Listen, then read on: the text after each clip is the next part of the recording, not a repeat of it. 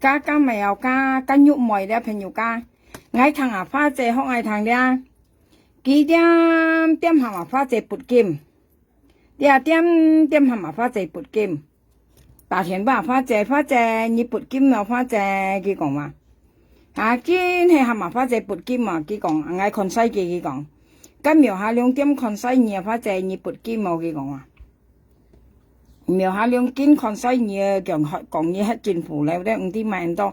佢阿拉山都愛看西啊花姐啊，佢阿媽花姐撥金咧，佢要買啱名聲啊。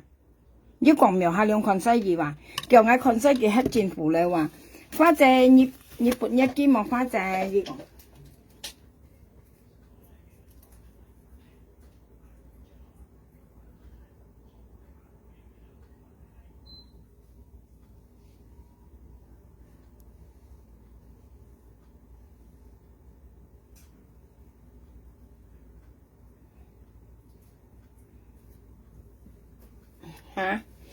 佢阿拉山咧都愛看西啊花姐啊，佢阿拉山咧都愛看西啊花姐啊，佢講愛點撥金出來向佢那咧，實際愛是那個金嘅嘢啊，加13點啊，因為愛本來佢女間，佢講愛女買血買米啊，女冇本佢講緊，愛新聞度攞落新次㗎，佢搞笑，愛到買血，愛到買米女本嘢咁樣啊咧，愛到那個金嘅講啊，你看個金嘅講啊嗬，愛一樣講係愛別意講笑咧，你講愛買血買米女間，愛講係講別意愛冇咧愛。買金啊，當咪是買血，我意思係樣啊了。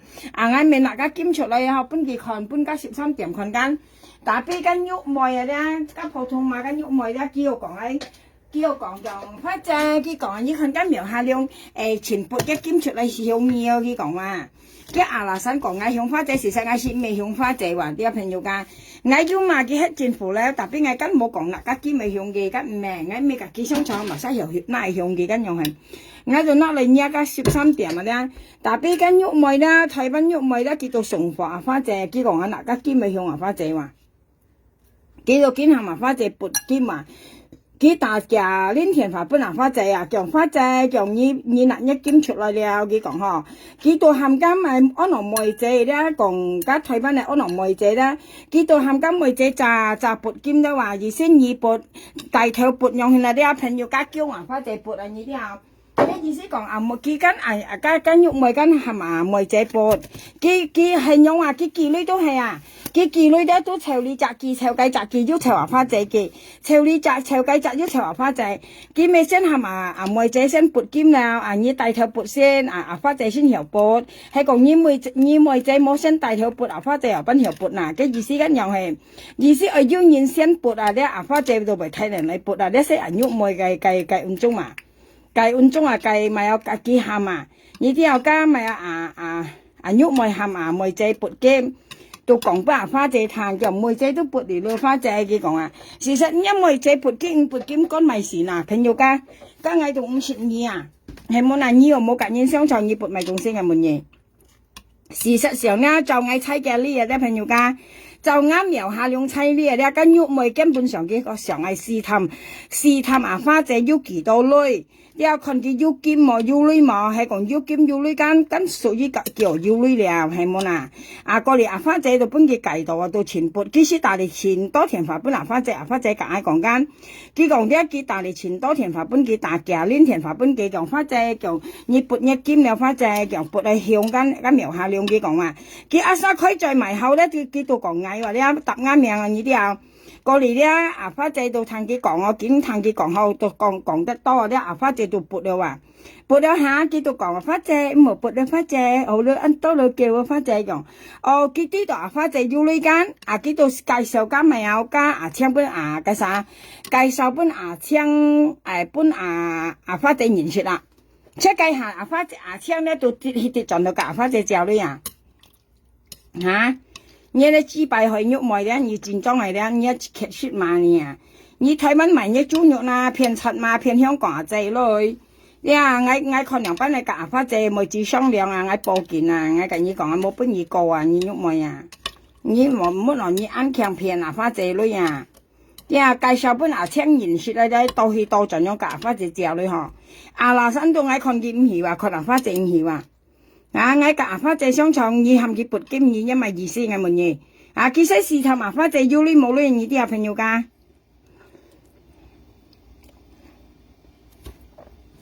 幾時頭阿花姐要你冇你啊？按傾解。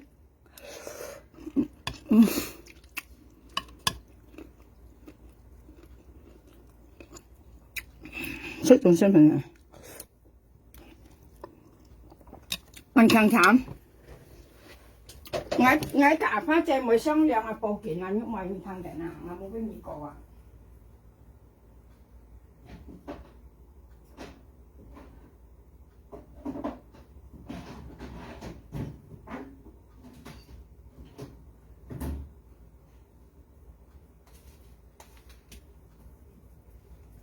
唔會笑呢台灣係騙柒嘛？騙阿花姐練鄉時，買榴蓮買夢想榴蓮食到今日阿花姐女下。佢嗰陣時你記得阿橋人啊，跟肉妹啊，佢嘅木卡度係通榴蓮夢想榴蓮，今日騙阿花姐女買下。騙阿花姐女買榴蓮食啊！你騙阿花姐女買榴蓮買夢想榴蓮食能強嘢？食屎本嘢啊！咁你講啦，點知嘛？你冇本事識得冇用騙個老人嘅女啊，做計喎，kiếm chiều，nhà mày nhất bộ lịch sử xuyên ham mang chút à, ngay kiến tận nhà chính trong ngay tận nhà theo ngay theo nhất bộ lịch sử xuyên kỳ sĩ kỳ là香港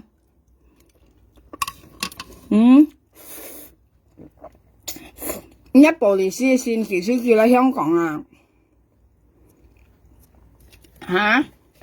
，nhất bộ lịch sử xuyên啊。你咪講印尼要封玻璃絲線啊，寄嚟香港啊！按香港咪幾百港袋嘢咧，戰爭。你啲啊朋友間壓力啲嘅人咧，都要人騙人嚟女啊！你啲啊記呢啲咧香港都全都電話騙女，出場間喐咪假聽樣啊咧，用電話騙女啊咧，見嚟講咧講家要借，講咧講家要借樣去咧。變落咧，我跟你講一條故事啦，香港都要人用去啦，騙個老人嚟女啦。首先咧，佢先打電來試探，你一部卡要後生嘛，佢要為悶嘢，你一部卡要埋散多，要埋嘢，佢咪彈一電話，佢先黐嘢咧。要到老人知咧，都唔係自己講，要到老人嗌咧，佢咪自己講，嗌嚟去做事，或者啱咪去做事，家佢要講咧講家用，先用騙個老人女，或者先用氹來氹去用騙個女兒啲即係等人眼喐咪用，佢騙佢成日啲阿花仔要女冇女咧，咪有一佢含佢撥嘅兼格嘅女。佢肯試過啊！我聽人哋講係麻花姐撥女啊，何齊阿花姐冇啊！我係要聽過佢講啊，叫花姐佢講啊，佢肯前辣嘅女前用啦，佢按台北按實未試過撥過女人用啊！佢識看阿花姐為冇啊呢啲啊，佢識唱見用俾阿花姐看，佢看阿花姐咪聽見冇啊！你係咁有啥講朋友間，你係啲喐妹咧，夾聽咧騙阿花姐女啊！嘅目的咧，係引阿花姐出來啊！即從你去釣魚啊樣啊你去海船釣魚間魚識釣啊樣啊！你分辨啦，佢識引阿花姐啊，看阿花姐佢係咪喊阿花姐啊？阿花姐講喺手做現院空夾啱女出來，夾超出來，佢係樣講啲阿花姐係樣講，你記不記唔記得啦？何齊阿花姐冇話要講冇做啊，係講要喊個喊到邊個騙超嘅因磅，但冇上諗乜嘅。熱人盡心戀現你啊，為杯嘢去，為笑時間吹過，知唔知你啊？為笑你嘛，為笑你而家兩下一上為落香港係計咪有計玻璃絲嘅港富德咯。啲啊，我搣你兩三架槍啊，上啊喐妹一上架槍啊，上兩三落香港嘅港富德啊！啲啊，睇下你你嚟香港用班你用啊，因為咧你講印尼嘅玻璃絲甲香港嘅玻璃絲合作啊作藝啊，啲啊呢啲咧我可以拿一上去玻璃絲攤啊，你兩三上啊，我問阿花姐用班去商量啊。你啊，因為你太過分啊，你騙個老人嘅女太過分啊！啲啊，你按強騙嗬，記個電話本個啥槍嗬，個熱啲咧陰麻花仔女啊，佢佢個田爸本來搶緊，佢阿花仔個阿公爸搶緊，阿搶到日兩陰阿花仔女嘛，日係用陰嘅女話，講咧講家要隻，講家講咧要隻，anh搶講，阿搶就會曉嘅嚇，nhà搶就會曉。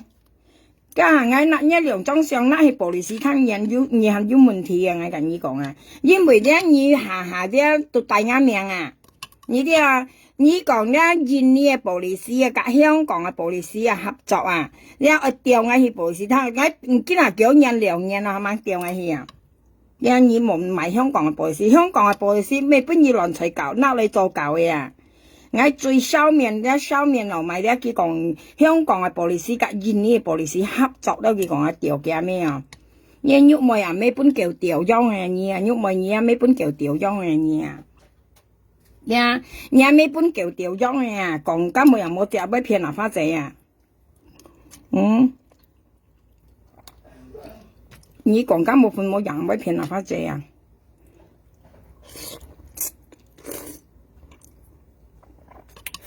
冇呢冇要用平價農業嚟攞嘢，日本嘢啦，一部看見中風啊要嗱，博太平啊喐賣，一部看見博太平中風啊咁樣講。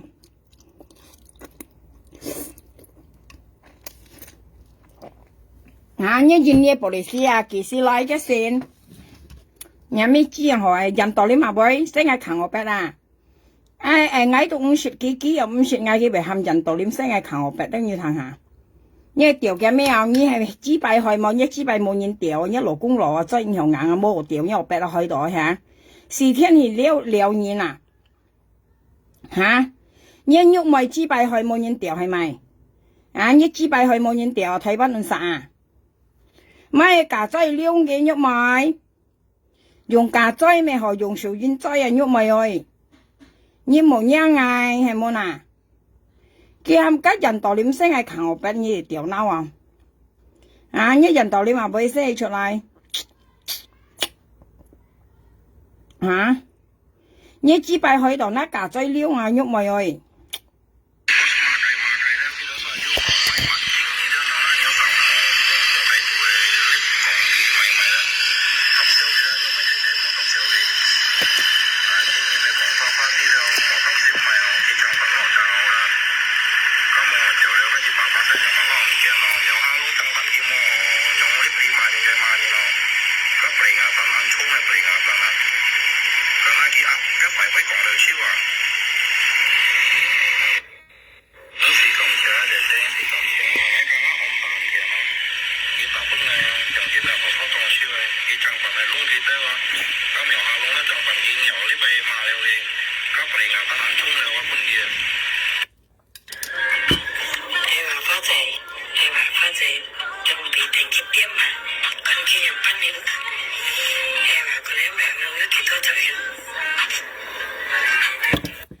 nhà phổ thông mà.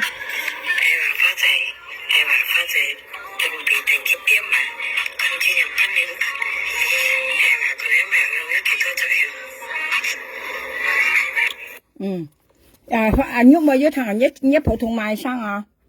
Nhúc mày ơi, nhất thằng nhất phổ thông mai sang à? Ngắm miệng với kiểu trọ hiệu ngắm miệng miệng bắt tôi hiệu còn nhà nhúc mày, như sao ngày lớp nà, sẽ có còn hồ lại nà tiểu nhà mẹ, phổ thông mai, Thái Ban做phổ thông. Quậy mà nhá老公啲nhá nhúc mày老公係真有硬料啊咧，一支擺去冇人掉啊nhúc mày，啲啊你千人問nhá到嗌啊，嚇嗌50個你有50搭冇一命啊咧，你想淡白啦咧，最開頭時你想嘅咧你講嗌啊咧，嗌黑唔會隨你啊，啲啊嗌長嗌唔會隔一人樣你相臭啊。啲啊，特別你嗌唔會隨你咧，你肯冚家人道念聲嗌扛我筆啊！你掉呀咩本叫掉樣你啊，肉埋呀咩本叫掉樣嘅你啊！你看你個阿聽講咪，阿聽講隨安衝了佢講啊，叫我洗埋啲2日冇洗了你睇下，我見下洗又幾年咯，我掉呀咩？你出嚟我面前講阿聽你想阿聽，呀咩本人掉啊？你騙家老年嚟女講超咁冇人冇隻喂？掉時呀咩？你講嘢知敗啊？我冇好傾，我傾到幾年咯，掉呀咩？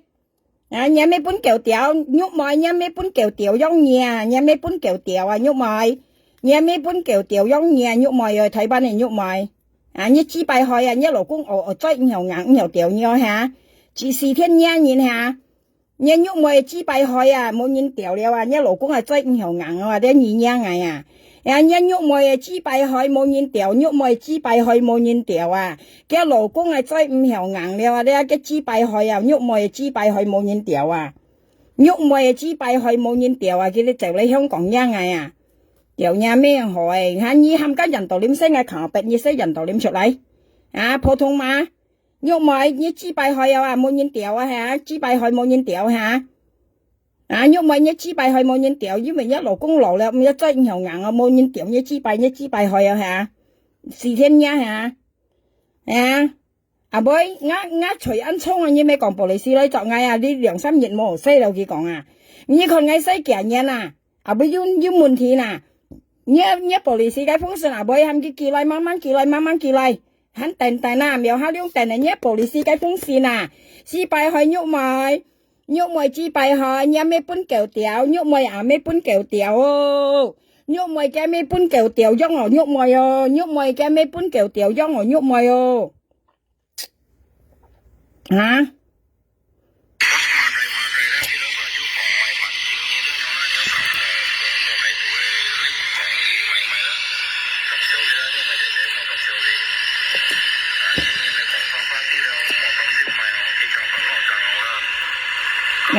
như thằng Trang ở bên còn cho nhúc mồi trẻ cái còn đi như một còn ăn tôm mà cây đó đi kiểu là ăn mèo ha luôn chăm bàn lót ăn kia nào kiểu một còn ăn tôm mà kiểu cái chủy ăn chung rồi mà nhúc mồi trẻ kiểu như còn phá trẻ thằng ở đi nhúc mồi trẻ cái còn như ăn khen phiền phá trẻ nói như lòng xa nhúc mồi trẻ cái mèo ha luôn ai chủy chăm bàn nào cái ăn chung ai chồi cái điểm còn phải bơi còn đầu chia cả cái là cái tiểu nhà mẹ nhúc mồi tiểu nhà mẹ chi tiểu gì nhà mẹ mua bán nuôi nhà mẹ bún kẹo tiểu nhúc mồi nhà mẹ bún kẹo tiểu tiểu nhà mẹ chi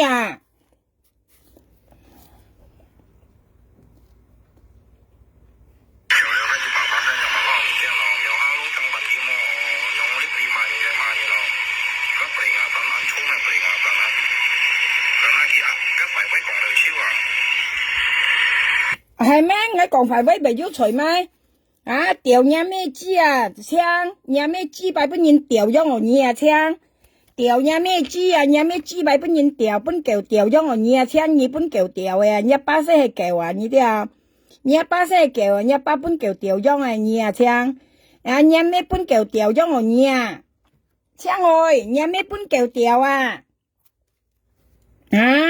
nhà mẹ bún kẹo tiểu nhúc mồi nhà mẹ bún kẹo tiểu nhà mẹ bún kẹo tiểu nhớ như lòng xa tiểu nhà mẹ như phiền phát香港chơi lưới đấy như mày ngã miếng sang tiểu nhà mẹ bún kẹo tiểu giống như lòng xa phiền phát chơi lưới mày ngã miếng sang tiểu nhà mẹ chi nhà mẹ bún kẹo tiểu giống nhúc mồi cái mẹ bún kẹo tiểu giống chiang cái mẹ bún kẹo tiểu giống tiểu nhà mẹ như lòng xa phiền phát chơi lưới như mày ngã miếng sang mày香港bộ lý sĩ miếng sang nhà mẹ bún kẹo tiểu giống như lòng xa tiểu nhà mẹ chi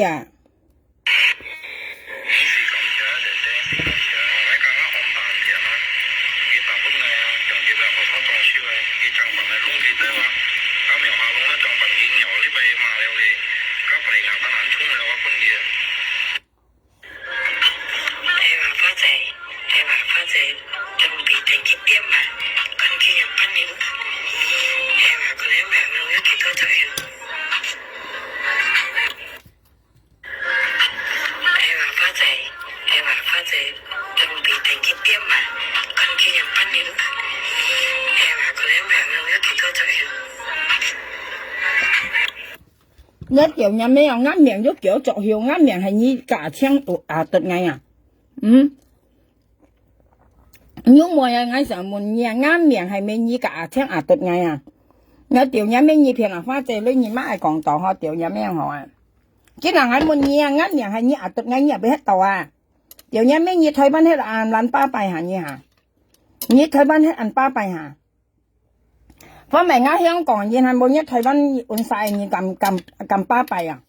有嘢咩咯？因為你台灣喺度按巴閉下，有時嘢咩冇辦女啊，有時嘢咩啊，因為嘢咩本人掉啊，嘢咩本橋掉啊，因為啱命咧兩班愛叫牙突都你看下，叫牙突啱命咧話啱命兩班作向咧對牙喐咪牙突嗌你啲啊朋友家，你同我嘛叫嘢啦，乜嘅事情都冇打，反正你俾佢計起啊，佢乜嗱啱命係計啊，反正你嘢掉嘅咩啊？我立你短褲聽，我立你短褲，手做周旋立你短褲，手做周旋立你短褲啊，聽你聽嘅啦。呀，手做周旋嚟搭立你短褲啊，我似冇嘢嘅裝上立你短褲啊。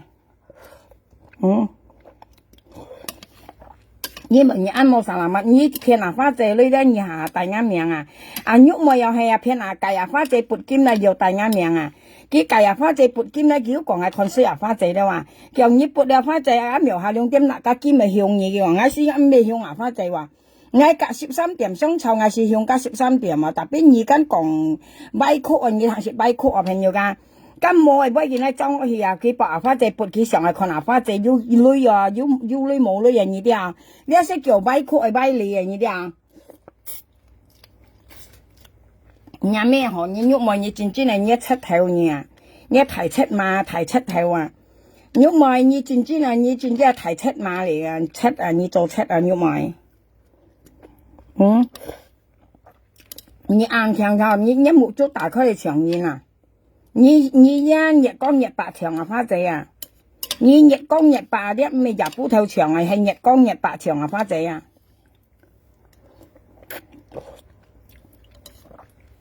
冇啥難乜咧，佢下大眼命朋友家，佢係麻花仔撥金咧，佢又講係看衰啊花仔話，又咁描下2錢講嘢黑戰乎你，我看衰你冇女啊花仔，你撥一金冇花仔，佢講話。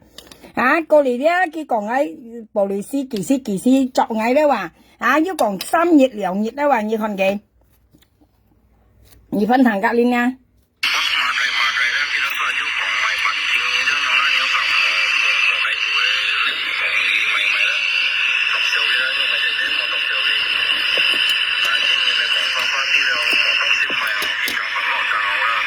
要聽到啊！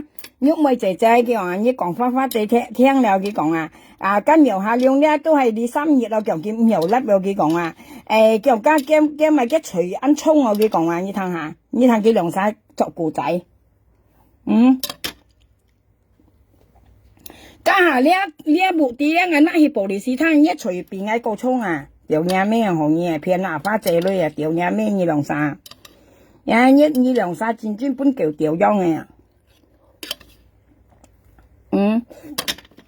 有嘢咩豬啊？啲喐埋掉嘢咩豬啊？喐埋青有咩本叫掉樣嘅嘢啊？青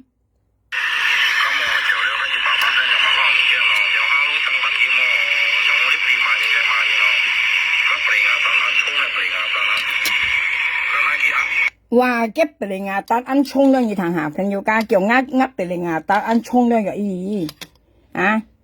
呃鼻嚟牙打ăn葱咧，特別係熱到坐喺度咧噃。一先究竟記下背啊！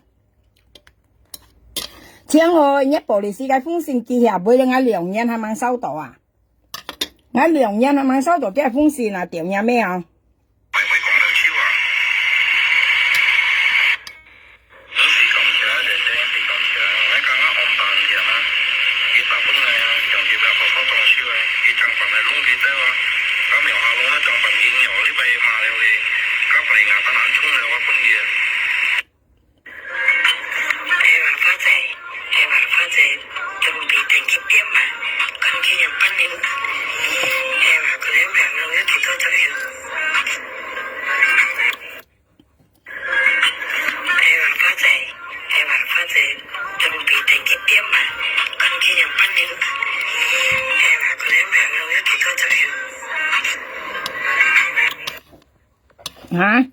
我用50嚿臭你2沙，到尾你2沙便用去釀啊！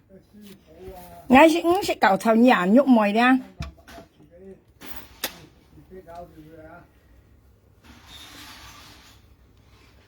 我59臭嘢，你都咪娘我啊們呀？啊，我都52係咪啥？啊，我用52，你又50，你為按到打呢個生成，我阿花在香草未打呢句話，未打呢度啊！我阿花在香港人，我到時都香港人，你都退班嘛，退班婆啊！你啲人你退班嘅人啊，你打呢個香港香草嚇，你打呢個香港人香草都係冇所謂，你係平嘅女啊，你係殺冇殺人物啊，你支擺佢。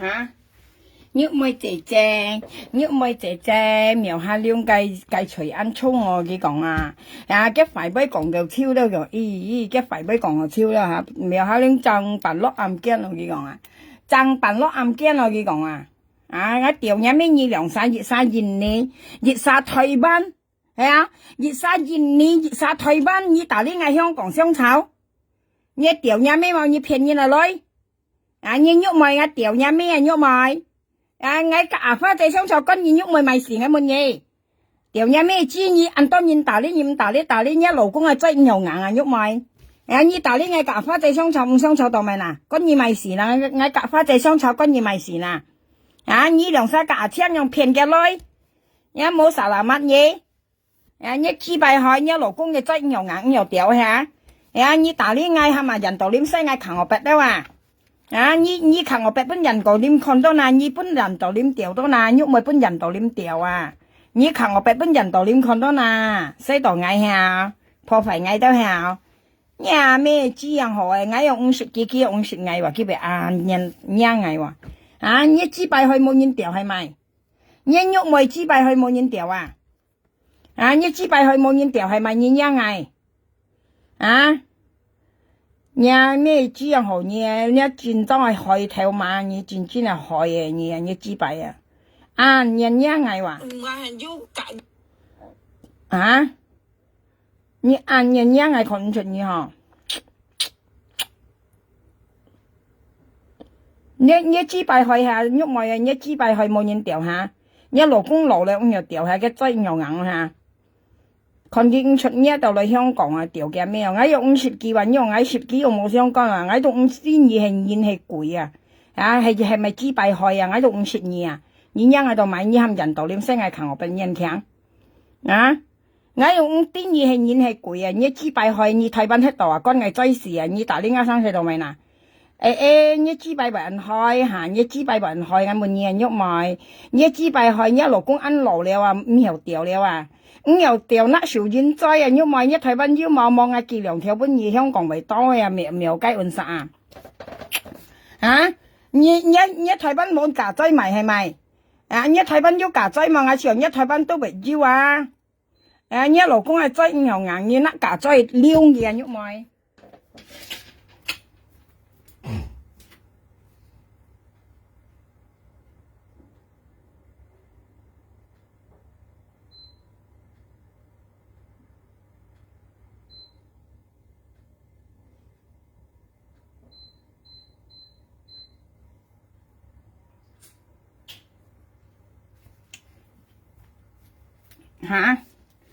支幣名啊好誒，我用50幾啊50嗌佢俾娘嗌個嘢支幣去啊，叫支幣叫去啊！你正當係支幣去嗌㗎，你講啊，你嗌咁講你喐咪支幣去啊？因為嗌52啊，你分辨咯，嗌52啊，你嗌52啊，你分辨咯，你愛分辨啊，你自家隔人相湊愛相識啊，嗌到52啊，你咩嗌又賣嗌門嘢，你係支幣去冇嗌門嘢啊？你喐咪係支幣去冇啊？台灣人喐咪啊，你支幣去係咪？你支幣去啊，你老公係真又硬響你隻你使佢出嚟啦，你多兩架使佢出嚟啦， nhúc mày ơi你咪本幾類西藝扛我白嘅，你個愛多浪西嘅出來呀？你啊我愛看兩班係含你兩沙配上啊面上啊，你人道你咪愛配啱面上，你nhúc mày都要配啱面上啊，你要配上嘅呀，因為天熱啲愛50你nhúc mày啊，你愛5090個你愛50個你50個一面啊，但邊你含人道你西藝扛我白啊，你啲啊你愛配上啊面上，你個人道你都愛配上啊。你係冇本事亂提西藝啊！我跟你講啊，你愛配上啊面上啊，冇跟你搞完多啊！你又西嘅人道點出嚟啦？掉嘢咩？你擊敗佢啊！你喐咪擊敗佢係咪？啊！你擊敗冇人掉安叫下，你老公攞唔要掉下，那架仔啊，那小人仔啊，喐咪有小人仔兩嘅，你擊敗佢冇嘢人啲啊！啲啊，你喐咪擊敗佢冇嘢人啊！啲啊，冇嘢嗌啊，嗌唔食你啊！啲啊，喐咪ơi！nhúc mày thời ban này nhúc mày nhớ chỉ bài hỏi đi nhiều mổ nha ngày à đi à thời ban này nhúc mày ơi đi à nhớ chỉ bài hỏi đi nhiều mấy số nhân chơi liêu à nhớ chỉ bài hỏi đi nhiều mấy số nhân chơi à mấy cái nhân chỉ chơi liêu kìa nhúc mày đi nhớ chỉ bài hỏi nhớ老公跟前老了70兩歲間嘅追唔係硬間啊呢度咩人只追撩嘅因為那強嘅因白那本叫掉咩好哈將生隻叫嘅掉嘅你嗌都50嘢你又50嗌當咪你為咩嗌嗱當咪你含間人道點聲嗌強我白嗱啊你當咪熱拎角拎啊喐個含玻璃絲作嗌咧話你咪意思係滿意啊嗌咪嚟你麥計啊啊！你擊敗佢啊！你啊，我看一面都係擊敗佢面啊！你擊敗佢啊！你都含一老公寫咪好啊？竟又掉含一老公寫啊！那食馬寫啊佢，你老公係食馬寫嘅，你我不打開本佢寫啊！嘅仔又掉間啊，用嘅食馬去寫咪一樣哈？你老公寫你擊敗啊！喐咪冇4天1夜啦，你冇4天1夜啦，你啲啊！妹妹就人本意啊！啊，你睇班喺度ăn巴閉係咪？叫人你睇班喺ăn巴閉係咪？我想問你，啊，你有咩本叫調容易啊？你一個當埋我問你，你有咩本叫調容易係咪？調是你咩行業啊？你人嗌啊？調有咩知嗌咩路你嘛計嗌喐幾時咩講你啊？啊，嗌幾時咩講你啊？你擊敗佢含一老公寫嘅那食馬嚟寫啊喂，啊咪小人仔咪好啊咪撩嘅，吓，你好出來啊，又見呢個玻璃絲嚟作嗌好出來吓，你見呢個玻璃絲幾時嚟作嗌啊？你計風扇幾大猛啊？幾時幾大啊？啊，你偏哪發這類你買啱面上，啊，你偏哪發這類買啱面上？啊！你偏哪發這類買啱面上掉嘢咩？